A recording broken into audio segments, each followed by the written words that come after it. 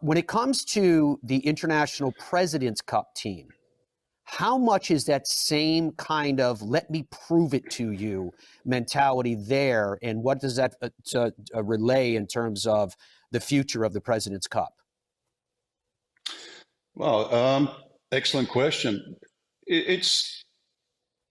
There's two ways of looking at the President's Cup. Obviously, the result is one of them, how important it is. And you referenced Europe. I remember Ken Schofield when he led what was the European Tour then. And for him, it was very important for validation of his players. And he was fortunate, too, that he had an era. I'm going to say they were born in 1957, the Big Five. You had Ballesteros, Faldo, Langer, Lyle, and Ian Woosnam. I was going to say, I nearly missed Woosie. So you had five of the best players in the world. That's nearly half a team of 12.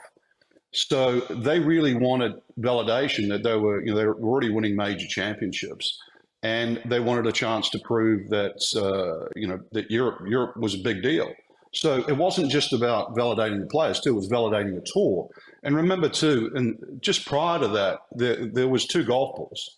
People don't talk about that enough, and really that generation of Ballesteros, Faldo and co, were the first generation that really started to play most of their golf with the large ball. Some of the generation before would flip back between the small ball and the big ball.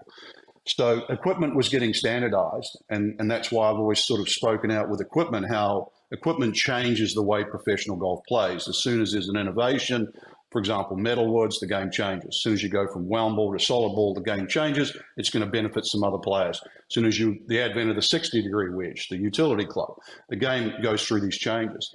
So the big ball, small ball really sort of gets pushed under the rug, but that was big for international sides.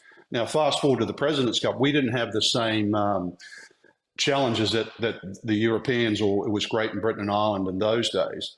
But we did have the challenges of actually not having one tour, because remember, we include South Africa, who has its own tour. We include Asia and Australasia. So Australasia, New Zealanders and Australians were used to playing against each other. We were foes. South Africa is also, a great rugby nation, so they were also sort of foes. And then Asia, we really didn't have a lot to do with at that particular part of time. So the hardest thing for the international side is trying to get some sort of commonality.